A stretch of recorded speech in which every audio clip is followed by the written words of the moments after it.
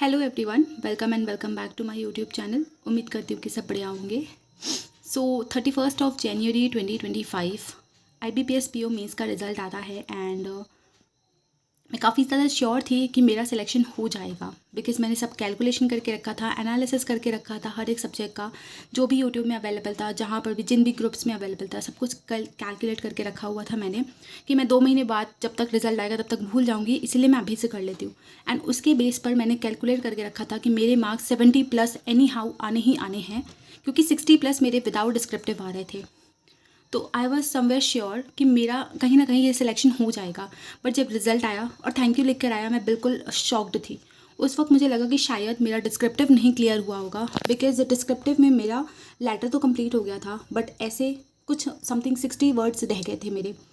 But फिर भी मुझे लग रहा था जब मैं देकर आई थी कि मैंने जो कंटेंट है वो बिल्कुल वही लिखा है जो वो पूछ रहे थे, तो शायद मेरा क्लियर हो जाएगा। इसलिए मैंने स्कोर कार्ड का वेट किया और जब स्कोर कार्ड आया उसको देखने के बाद तो मतलब इतना ज़्यादा शॉक में चली गई थी मैं। पहले मैं आपको अपने स्कोर्स दिखाती हूँ। सो ये मेरा स्कोर कार्ड है IBPS PO मेंस का। एक्सपेक्टेशन से बिल्कुल उल्टी चीज़ें हुई हैं।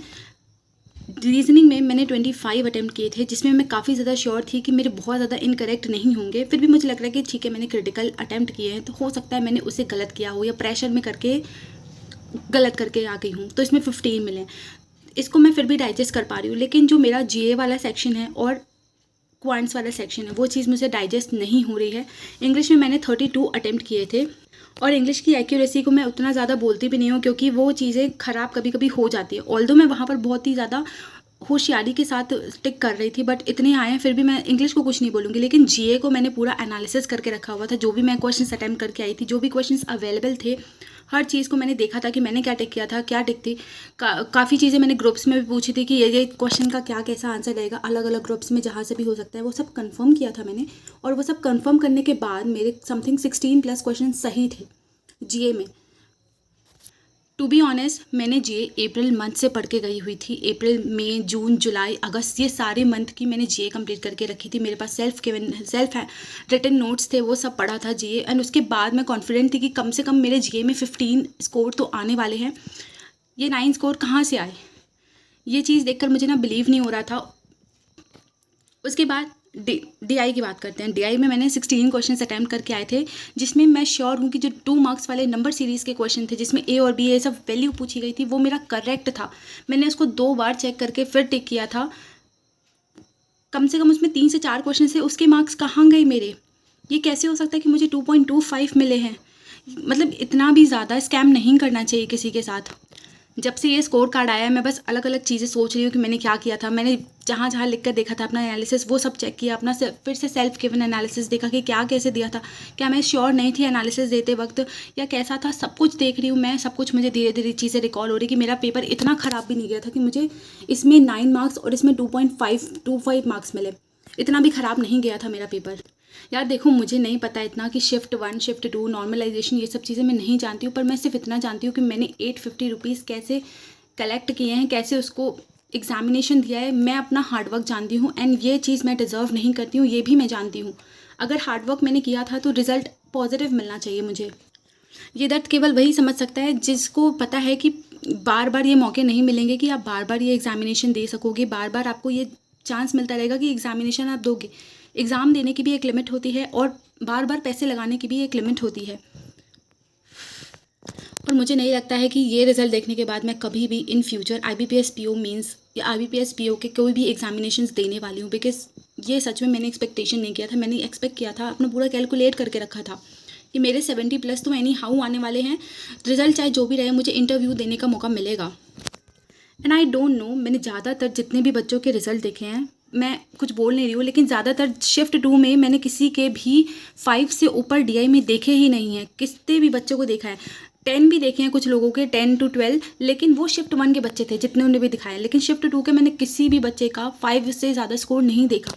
तो उन्होंने किस बेस पे नॉर्मलाइजेशन किया था? क्या हमारे पेपर इतना ज़्यादा ईजी था? क्या हमारे प्रीलिम्स के क्वेश्चन थे DI में कि हमने बिल्कुल इतने सारे बना के आए थे कि आपने बिल्कुल 2.25 दे दिए, इस तरीके का कट ऑफ रखा? या क्या चीज़ हुई है? किस बेस पे नॉर्मलाइजेशन हुआ है? किस बेस पे हमें मार्क्स दिए गए हैं? किस बेस में हमारा सिलेक्शन रोक दिया गया है? आई डोंट नो यार, मैं जैसे ना सच में SBI क्लर्क के लिए मैं पढ़ रही हूँ, पूरी कोशिश कर रही हूँ, बट जब भी ये चीज़ देखती हूँ ना मैं, तो मुझे लगता है बहुत ज़्यादा रिग्रेट फील होता है कि आज मैं भी आप लोग की तरह एक इंटरव्यू देने जा रही होती, लेकिन बस अपने स्कोर्स को देखकर अफसोस कर रही हूँ ये चीज़ को। जब से स्कोर कार्ड देखा है तब से सिर्फ अलग अलग जगहों से बस याद करने की कोशिश कर रही हूँ कि मैंने क्या किया था, क्या नहीं किया था, और ये स्कोर मुझे क्यों मिले हैं।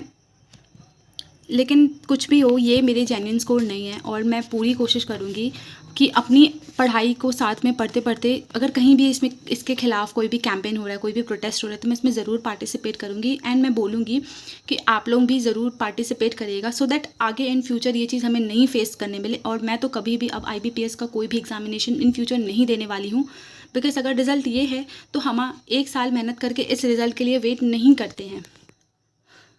आज इस वीडियो को मैं सिर्फ इसलिए बना रही हूँ सो दैट मेरे अंदर की जो भी है भरी हुई वो चीज़ मैं शेयर कर सकूँ। हाँ, मैंने मेरे पेरेंट्स से भी शेयर किया, सबसे शेयर किया, लेकिन वो चीज़ होती है ना कि वो चीज़ें वो नहीं समझ पाते, उनको वो बस चाहते हैं कि तुम परफॉर्म करो, तुम्हारा होना चाहिए। वो नहीं समझ पा रहे हैं कि हमारे साथ वो पॉइंट में क्या हुआ है, क्या नहीं हुआ है, हम कैसे स्कैम्ड हुए हैं। लेकिन ठीक है, वो भी गलत नहीं है। वो बस मैं इतना ही कहूँगी कि पर हम ज़रूर इसके ख़िलाफ़, मतलब कि जहाँ पर भी कैंपेन वगैरह होगा हम इस पर सपोर्ट करेंगे पूरा। लेकिन SBI क्लर्क के लिए भी प्रिपरेशन करिएगा, क्योंकि हमें जॉब ज़रूर चाहिए। IBPS वालों का कुछ नहीं जाएगा अगर हमें जॉब नहीं मिलेगी, लेकिन हमारा बहुत कुछ जाएगा। सो प्लीज़ अपने आगे वाले एग्जामिनेशंस को ध्यान में रखकर ही सारी चीज़ें करिएगा, बिल्कुल ही इस पर फोकस मत करिएगा। SBI क्लर्क आराम से दीजिए, उसमें अपना सिलेक्शन लीजिए, फिर इसके खिलाफ़ हम सब मिलकर प्रोटेस्ट ज़रूर करेंगे जैसे भी पॉसिबल होगा। एंड कमेंट सेक्शन में आप लोग भी बताना कि आप लोगों का कैसा रिज़ल्ट रहा था, और कितने कैसे स्कोर्स आए थे, कौन सी शिफ्ट में आप लोगों का था और कैसे स्कोर्स आए थे। और बस इस वीडियो में इतना ही। बाकी उम्मीद करती हूँ कि सबका प्रोटेस्ट देखकर, सबके थॉट्स देखकर IBPS थोड़ा बहुत कुछ रिस्पॉन्स देगा। And that's it for the video. Thank you for watching everyone. And अच्छे से पढ़ाई करो। SBI क्लर्क अभी भी हमारे पास एक चांस है खुद को प्रूफ करने का कि गलती हमारी नहीं थी, गलती हमारे साथ हुई है। सो या, this is it for the video. Thank you.